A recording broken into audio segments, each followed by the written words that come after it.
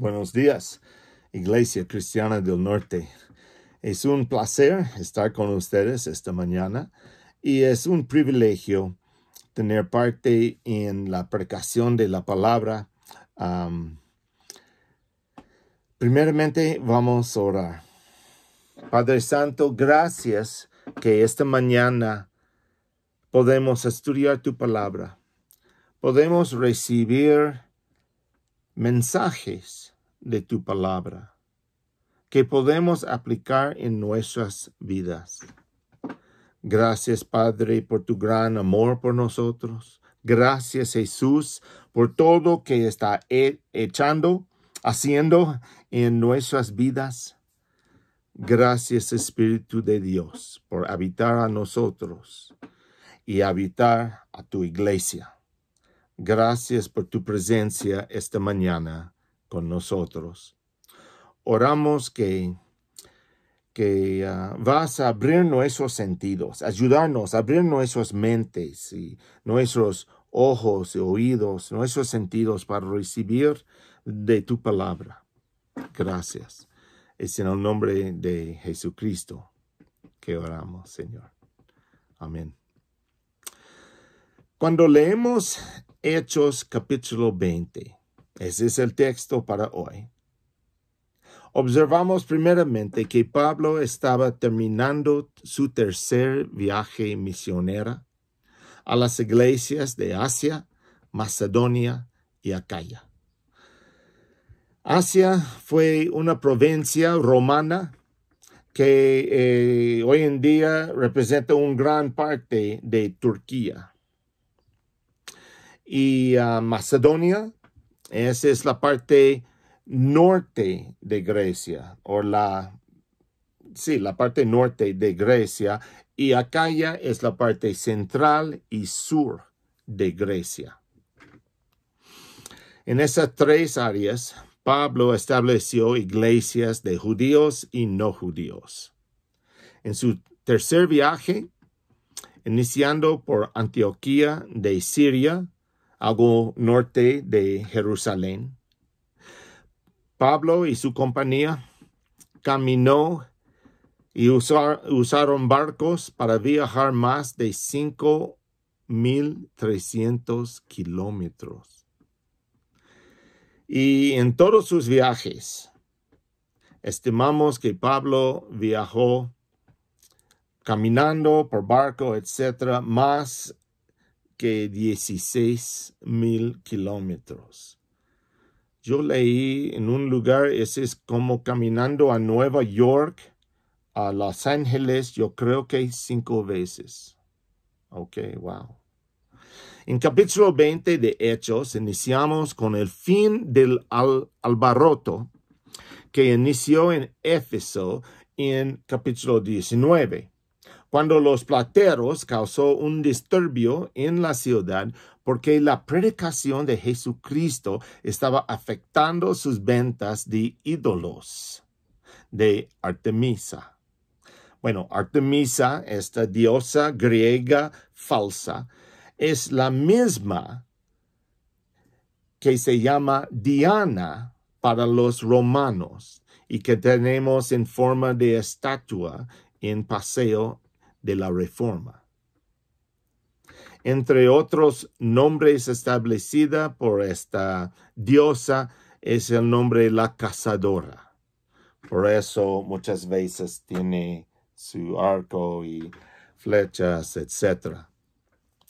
Después de la terminación del alboroto, Pablo llamó a los creyentes, les dio ánimo, consejería y despidió de ellos, los creyentes en Éfeso, y salió por Macedonia, donde visitó las iglesias que él y otros establecieron en su segunda viaje misionera, y les animó con sus palabras. Y Pablo finalmente llegó a Grecia, el sur, y pasó 3 meses allá. Probablemente estaba en Corinto. Y de allá, Pablo decidió salir de Grecia por barco para ir a Siria, y de Siria bajó a Jerusalén. Pero Pablo dio cuenta que los judíos tenían planes contra él. Entonces Pablo decidió regresar a Macedonia, un poco más de Macedonia, entrando Asia, en la orilla de Asia, por tierra, y de allá a Siria por el mar. Entonces, cuando llegaron a Mileto, es un puerto de Asia, y solo 78 kilómetros de Éfeso, Pablo mandó un mensaje, un pedido a los ancianos de la iglesia, y podemos decir iglesias, porque estaba iglesias en casas aquí, allá, etc. Pero dice la iglesia de Éfeso, y que ellos pasan al puerto para que Pablo pueda despedirles. También Pablo quería animarles y darles consejos. En nuestro texto, el encuentro no es muy largo, pero seguramente no van a viajar 156 kilómetros en las dos direcciones solo por algunas palabras de despido. Lucas solo reportó como un resumen simple de la plática que Pablo tenía con los ancianos. Yo quiero llenar el vacío en esta plática con las palabras de Pablo a Timoteo y en otros lugares de sus cartas y de Pablo, y de Pedro. Primero, vamos a leer Hechos 20, versículos 17 a 38. Empezando en versículo 17. Estando en Mileto, Pablo mandó llamar a los ancianos de la iglesia de Éfeso. Cuando llegaron les dijo, ustedes saben cómo me he portado desde el primer día que vine a la provincia de Asia. Todo el tiempo he estado entre ustedes sirviendo al Señor con toda humildad, con muchas lágrimas y en medio de muchas pruebas que me vinieron por lo que me querían hacer los judíos. Pero no dejé de anunciarles a ustedes nada de lo que era para su bien, enseñándoles públicamente y en sus casas. A judíos y a no judíos les he dicho que se vuelvan a Dios y crean en nuestro Señor Jesús. Y ahora voy a Jerusalén, obligando por el Espíritu, sin saber lo que ahí me espera. Lo único que sé es que en todas las ciudades a donde voy, el Espíritu Santo me dice que me esperan la cárcel y muchos sufrimientos. Para mí, sin embargo, mi propia vida no cuenta, con tal de que yo pueda correr con gozo hasta el fin de la carrera y cumplir el encargo que el Señor Jesús me dio de anunciar la buena noticia del amor de Dios. Y ahora estoy seguro de que ninguno de ustedes, entre quienes he anunciado el reino de Dios, me volverá a ver. Por esto quiero decirles hoy que no me siento culpable respecto de ninguno, porque les he anunciado todo el plan de Dios, sin ocultarles nada. Por lo tanto, estén atentos y cuiden de toda la congregación, en la cual el Espíritu Santo los ha puesto como pastores, para que cuiden de la iglesia de Dios, que Él compró con su propia sangre. Sé que cuando yo me vaya, vendrán otros que, como lobos feroces, querrán acabar con la iglesia. Aun entre ustedes mismos se levantarán algunos que enseñarán mentiras para que los creyentes los sigan. Estén alerta. Acuérdense de que durante 3 años, de día y de noche, no dejé de aconsejar con lágrimas a cada uno de ustedes. Ahora, hermanos, los encomiendo a Dios y al mensaje de su amor. Él tiene poder para hacerlos crecer espiritualmente y darles todo lo que ha prometido a su pueblo santo. No he querido para mí mismo ni el dinero ni la ropa de nadie. Al contrario, bien saben ustedes que trabajé con mis propias manos para conseguir lo necesario para mí y para los que estaban conmigo. Siempre les he enseñado que así se debe trabajar y ayudar a los que están en necesidad, recordando aquellas palabras del Señor Jesús. Hay más dicha en dar que en recibir. Después de todo esto, Pablo se puso de rodillas y oró con todos ellos. Todos lloraron y abrazaron y besaron a Pablo, y estaban muy tristes, porque les había dicho que no volverían a verlo. Luego lo acompañaron hasta el barco. Pablo fue preocupado con su propia responsabilidad de anunciar el mensaje de Jesucristo, de animar y cargar a los ancianos con su responsabilidad de cuidar a sus rebaños, la iglesia en Éfeso. Pablo usó su propio testimonio, ejemplo de vivir, y sus propias palabras para enseñar y animar. En versículo 19, Pablo habló de humildad. Su propio ejemplo de humildad nos enseñan no solamente de cómo deben vivir a los ancianos, pero cómo debemos vivir nosotros, cada creyente. En realidad, en todo este mensaje, que es acerca de los ancianos y las palabras de Pablo y Pedro a los ancianos, recibimos mucho por nuestras vidas, porque el anciano es un creyente. El anciano es un seguidor de Jesucristo. El anciano es un siervo.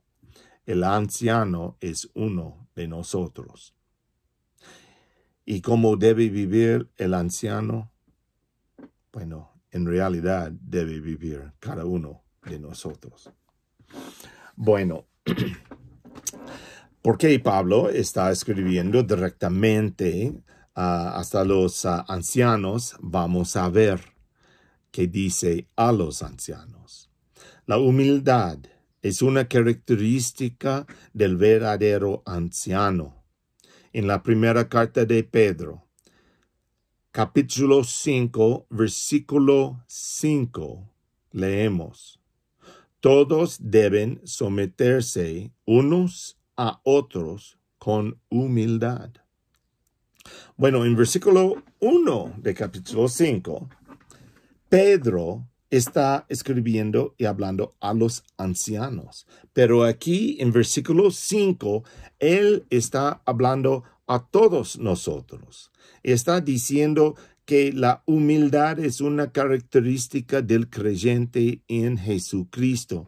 Entonces, es una característica del líder cristiano y del seguidor a sus líderes también.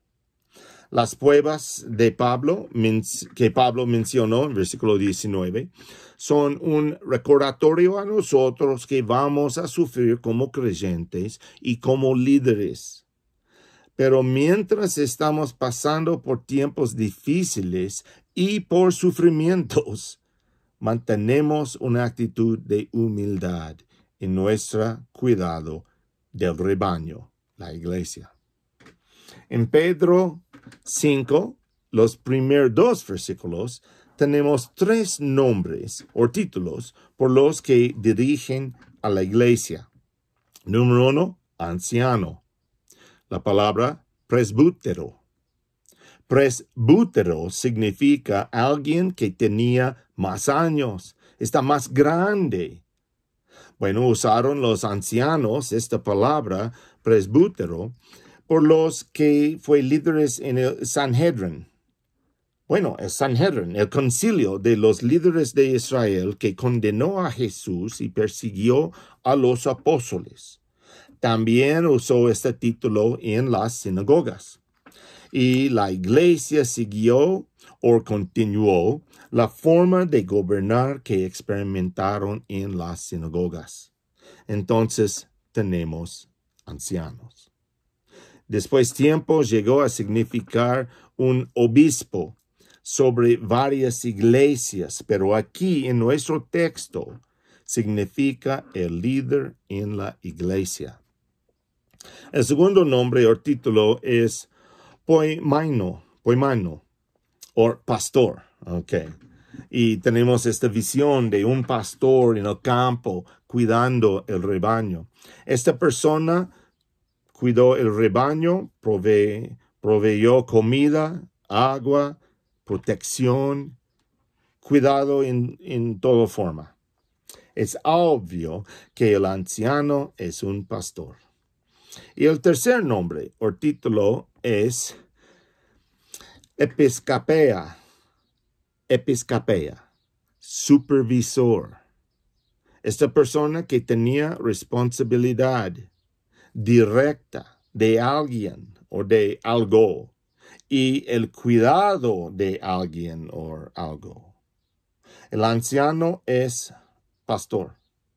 El pastor es supervisor.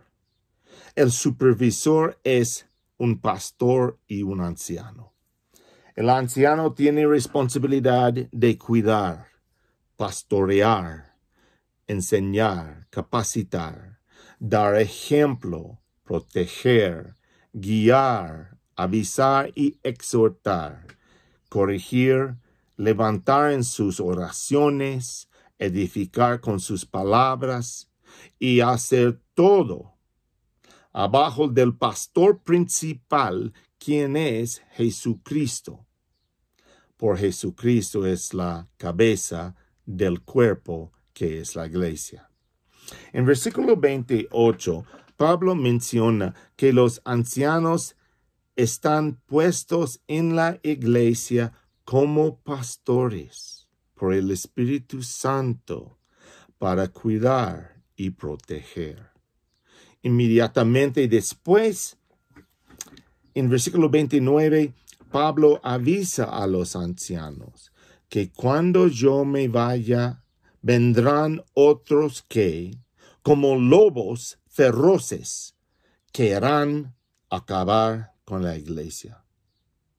Entonces, la iglesia debe enfrentar personas que no tienen lo mejor para la iglesia como su propósito principal.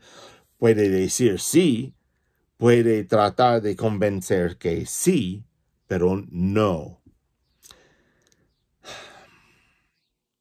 Puede ser que uno de ellos quieren seguidores en su propio ministerio, que quieren guiar a alguien, que necesitan ejercitar control, que salieron de otra iglesia, quieren reformar Iglesia Cristiana del Norte en el diseño de la otra iglesia. No está para edificar la iglesia, no está para animar la iglesia, pero hacer su propia obra con esta iglesia. O puede ser personas que quieren robar o destruir la iglesia. Yo conozco de una iglesia del pueblo en Oregon que otro grupo observó que fue pequeña y ellos pensaron que pueden entrar en la iglesia poco a poco hasta tenía más miembros que los originales. Afortunadamente, cuando pidieron un voto de la congregación para remover el liderazgo, muchos miembros que faltaron de asistir por tanto tiempo, llegaron y votaron por la iglesia original. No permitió el otro grupo asumir control de la iglesia y salir con iglesia de su propia forma. Estas personas actualmente fueron lobos que en este caso quería robar la iglesia. Qué raro, qué extraño, ¿no? Pero aquí Pablo dice en nuestro texto que gente van a llegar como lobos para acabar con la iglesia. Y en versículo 30 dice que es posible, bueno, en el texto no dice es posible, dice que dentro de la iglesia. Yo digo posible porque esto no pasa en cada iglesia, pero hay muchos casos dentro de toda la iglesia. Pero él dice que es posible que gente de la iglesia se levantarán algunos que enseñarán mentiras para que los creyentes los sigan. Eso es un problema de la adicción al control y poder. Personas que quieren controlar algo o alguien, quiere formar su propio grupo. Este grupo puede decir, vamos a controlar la iglesia, vamos a cambiar la iglesia, o puede decir, no, vamos a salir a formar nuestra propia iglesia, que en el fin es más apropiado. Los ancianos deben estar atentos y alerta a las situaciones de la iglesia. Deben estar en comunicación con los miembros involucrados en las actividades de la iglesia y visitando a la gente. No solamente conocerles por nombre, pero conocerles. Deben estar al tanto de qué está pasando en la iglesia. En el fin, Pablo escribió, ahora, hermanos, los encomiendo a Dios y al mensaje de su amor. Él tiene poder para hacerlos crecer espiritualmente y darles todo lo que ha prometido a su pueblo santo. Todos creyentes viven y trabajan por el poder de Dios. Y el anciano puede cumplir su responsabilidad solo por el poder de Dios, obrando en él. El anciano debe estar creciendo en su propia fe, para que en Dios puede guiar su santo pueblo.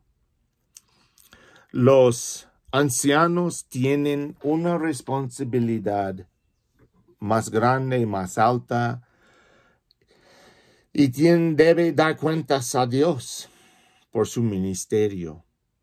Entonces estamos agradecidos por nuestros líderes, por nuestros ancianos, por la gente que guían y ayudan en cada aspecto de la vida de la iglesia. Gracias a todos de Iglesia Cristiana del Norte por tus oraciones, por tus ancianos y por todos sus líderes. Oración es la primera herramienta que tenemos para ayudar a nuestros líderes en su obra. Una segunda herramienta es el respeto que mostramos a nuestros líderes, nuestros ancianos.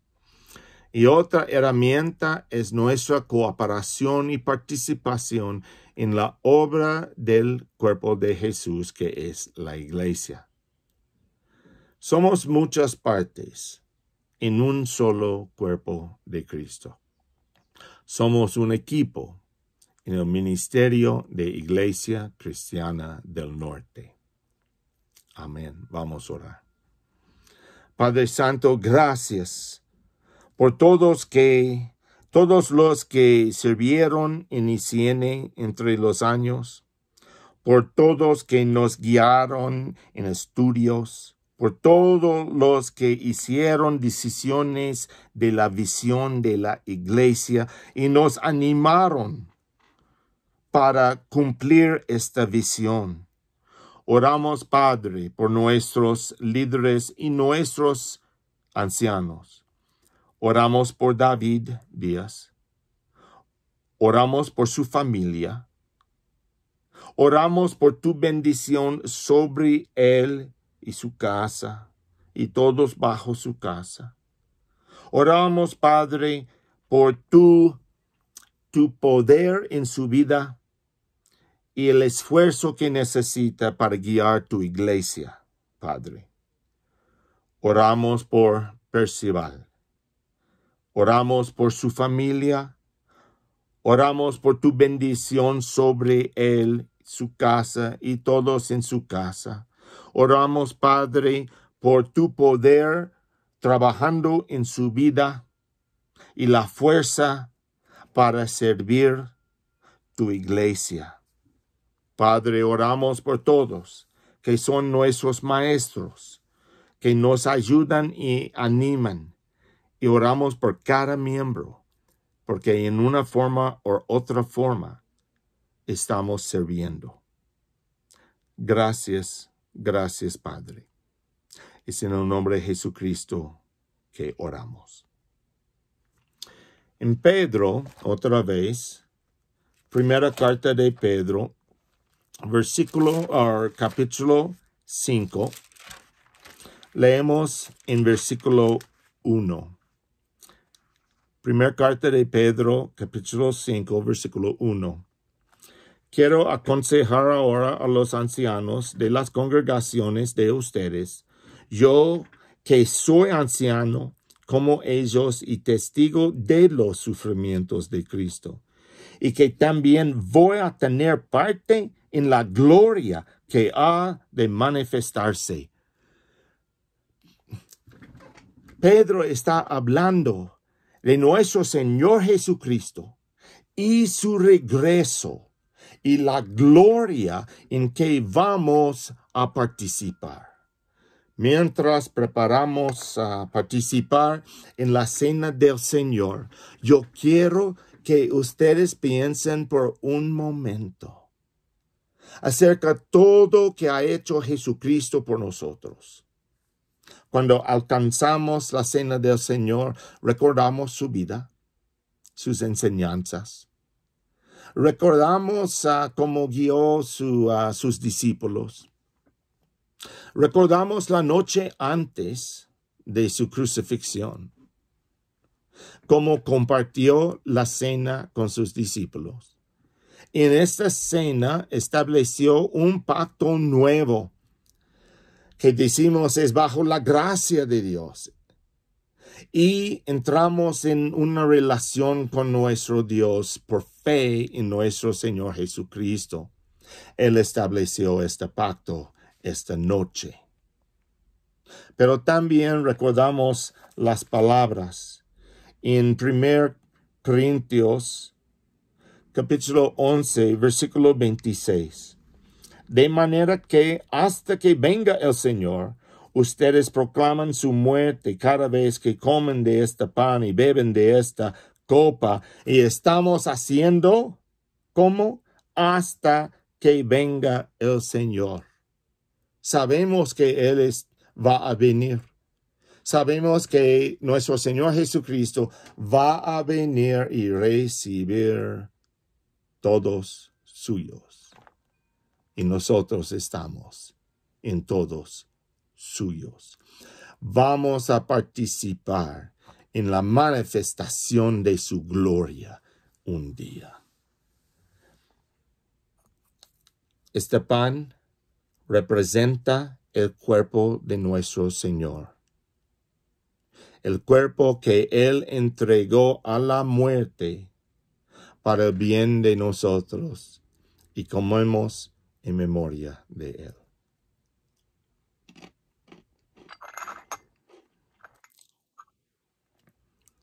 y la copa. Representa el pacto nuevo establecida en la sangre de nuestro Señor Jesucristo, que derramó en la cruz por nosotros, por nuestro perdón de los pecados. Y tomamos en memoria de Jesús.